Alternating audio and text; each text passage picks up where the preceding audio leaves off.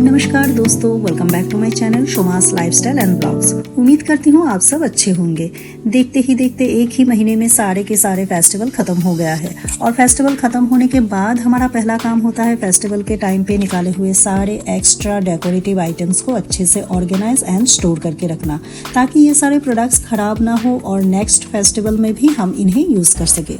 और मैं इन प्रोडक्ट्स को कैसे ऑर्गेनाइज और स्टोर करके रखती हूँ आज के वीडियो में वही आपके साथ शेयर करने वाली हूँ। So without any further ado, let's get started.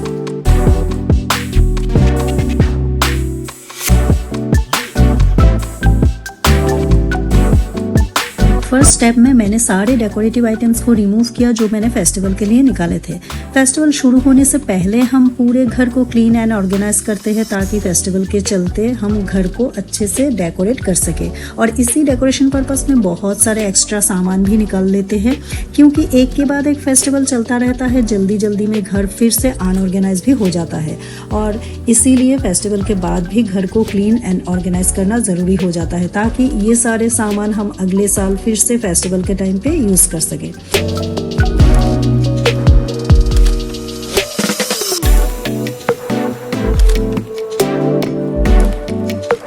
Second step में इन प्रोडक्ट्स को क्लीन करना था, जो कि मैं रिमूव करते करते कर रही थी। कहीं पर भी अगर एक्स्ट्रा टेप वगैरह दिख रहा था तो उन्हें मैं निकाल रही थी, और जो प्रोडक्ट्स ज़्यादा गंदा हो गया है वॉश करना था उन्हें मैं अलग से रख रही थी, और इन प्रोडक्ट्स को मैं सेग्रीगेट करके भी रख रही थी ताकि इन्हें स्टोर और ऑर्गेनाइज करना ईजी हो, और साथ ही साथ घर को रीसेट भी कर रही थी।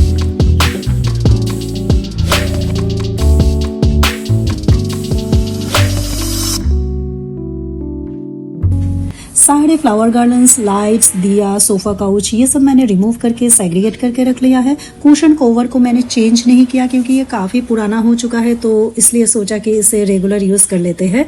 लेकिन हाँ, कुछ कुशन मैंने ज़रूर कम कर लिया है।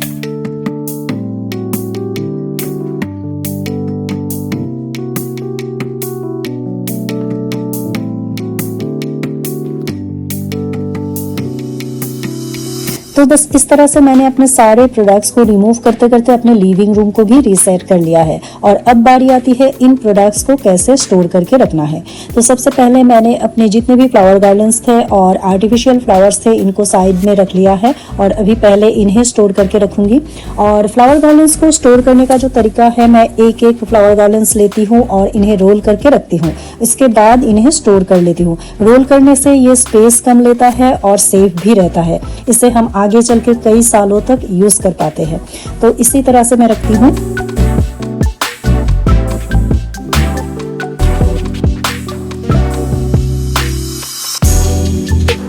इन प्रोडक्ट्स को स्टोर करके रखने के लिए मैं इस तरह के कार्टन बॉक्स यूज़ करती हूँ और इन्हें मुझे अलग से खरीदने की ज़रूरत नहीं पड़ती। मार्केट से जब भी हम कुछ सामान खरीद कर लाते हैं या फिर कुछ ऑनलाइन परचेस करते हैं, उन्हीं के साथ ये बॉक्स मिल जाते हैं। मैं इन बॉक्स को रख देती हूँ इस तरह के सामान को स्टोर करके रखने के लिए। बस जब भी जो भी सामान मुझे बॉक्स के अंदर रखना होता है, उस सामान का नाम एक लेबल में लिख के मैं वो लेबल चिपका देती हूँ बॉक्स के बाहर। तो जब भी मुझे वो प्रोडक्ट्स यूज़ करना होता है, ईजीली मुझे वो प्रोडक्ट्स मिल जाता है। इस बार दिवाली डेकोरेशन में मैंने आपके साथ एक नया आइडिया शेयर किया था। मेरे लिए तो ये नया ही है। मेरे पास रियल फ्लावर्स नहीं थे डेकोरेशन के लिए, तो मैंने क्या किया, कुछ फेक फ्लावर प्लांट्स थे मेरे पास, उनमें से फ्लावर्स निकाल के यूज़ कर लिया। और काम ख़त्म होने के बाद अब मुझे इन फ्लावर्स को भी प्लांट्स में लगाना है। वैसे तो हम आर्टिफिशियल फ्लावर्स खरीद कर लाते ही है डेकोरेशन के लिए, लेकिन दिवाली डेकोरेशन पे प्लांट्स में से फ्लावर्स को निकाल के डेकोरेट करना, और वो भी उस टाइम पे ये आइडिया आया, मतलब लास्ट मिनट में जब मुझे पता चला कि रियल फ्लावर्स मुझे नहीं मिलने वाला है, तो उसी टाइम पे मुझे ये आइडिया आया और मैंने ट्राई किया। बहुत अच्छा भी लग रहा था, तो मेरे लिए तो ये नया ही था। और अब मुझे जो भी दिवाली लाइट्स है उनको भी ऑर्गेनाइज करके रखना है। तो लाइट्स को ऑर्गेनाइज करके रखने के लिए मैं इस तरह के रोलर टाइप का जो सामान होता है उसे यूज़ कर लेती हूँ। जैसे कि यहाँ पे मैंने यूज़ किया है जो वाटर प्यूरिफायर के कैंडल होता है ना, उसको यूज़ किया है। अगर ये कैंडल नहीं है तो पेपर से भी हम रोल करके इस तरह से अगर लाइट्स को रखते हैं तो ये उलझता नहीं है एक दूसरे के साथ, और नेक्स्ट टाइम यूज़ करना भी ईजी हो जाता है। और ये जो स्टार एलईडी लाइट है ना, ये बहुत जल्दी ही एक दूसरे से उलझ जाता है और इनको सुलझाना भी बहुत ही मुश्किल का काम है। तो इन्हें स्टोर करके रखने का भी एक अलग तरीका होता है। मैं इन्हें जो छोटे स्टार है इनको अलग कर लेती हूँ, बड़े स्टार को अलग कर लेती हूँ और जो वायर है उसे मैं रोल कर लेती हूँ। फिर इन तीनों को मैं अलग अलग करके मास्किंग टेप लगा लेती हूँ। इस तरह से ये उलझता नहीं है। तो अभी मुझे ये सारे जो लाइट्स है इसके लिए मैंने एक अलग से बॉक्स लिया है, इसके अंदर रख लूंगी। ये एक और स्टार लाइट बैटरी ऑपरेटेड है। ये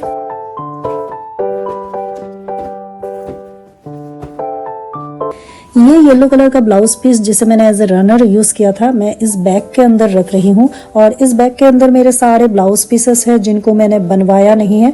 तो जब भी मुझे इन्हें यूज करना होता है इजीली मिल जाता है।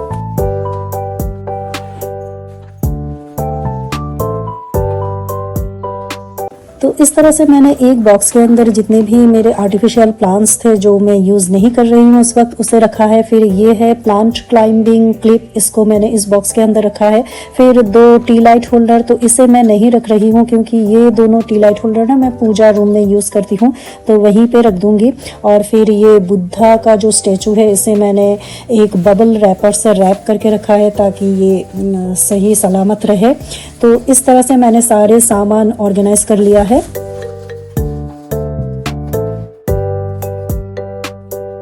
और इस बॉक्स के अंदर मैंने कुछ नया मिट्टी का दिया रखा है जो कि हम नेक्स्ट कभी पूजा करना हो तो भगवान जी के आगे जला सकते हैं, क्योंकि कहा जाता है कि रीयूज़ नहीं किया जाता मिट्टी के दिए को, मतलब भगवान जी के आगे यूज़ किया हुआ मिट्टी का दिया नहीं जला सकते हैं। तो जो भी मैंने इस मिट्टी का दिया यूज़ किया है उन्हें मैं वॉश करके रख दूंगी जो अच्छे कंडीशन में है, तो उन्हें मैं अगले साल डेकोरेशन पर्पज़ पे ज़रूर यूज़ कर सकती हूँ। तो इस तरह से मैंने अलग अलग बॉक्स के अंदर अलग अलग सामान ऑर्गेनाइज करके रखा है। जैसे कि इसमें मैंने तोरण रखा है, फिर एक बॉक्स के अंदर इसमें मैंने कैंडल रखा है, इस तरह से अलग अलग, और लेबल भी लगा दिया है। तो ये सारे सामान मैंने ऑर्गेनाइज कर लिया है। और अभी मुझे ये सारे सामान, ये जो कवर्ड है मेरे गेस्ट रूम के दरवाजे के पीछे, तो यहाँ पे रखने वाली हूँ। यहाँ पे मेरे सारे डेकोरेशन आइटम जो है वो सब मैं इसी कवर्ड के अंदर रखती हूँ। तो मुझे जब भी कुछ निकालना होता है बस इस कवर्ड को खोलती हूँ और निकाल लेती हूँ। जैसे कि यहाँ पे लेबल भी लगा हुआ है तो कोई भी प्रॉब्लम नहीं होता। इस तरह से सामान को अगर ऑर्गेनाइज करके रखते हैं तो बहुत ही ईजीली हमें सारे सामान मिल जाते हैं।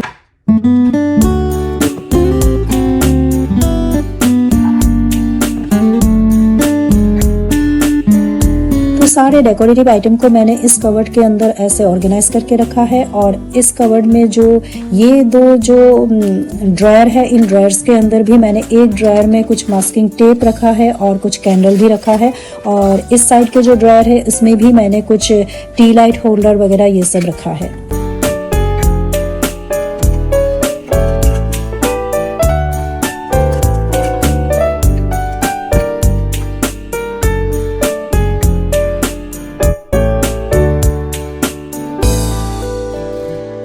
डेकोरेटिव आइटम्स को तो मैंने ऑर्गेनाइज कर लिया है। अब बारी आती है यूटेंसिल्स के, जो मैंने बाहर निकाले थे, तांबे और पीतल के कुछ बर्तन।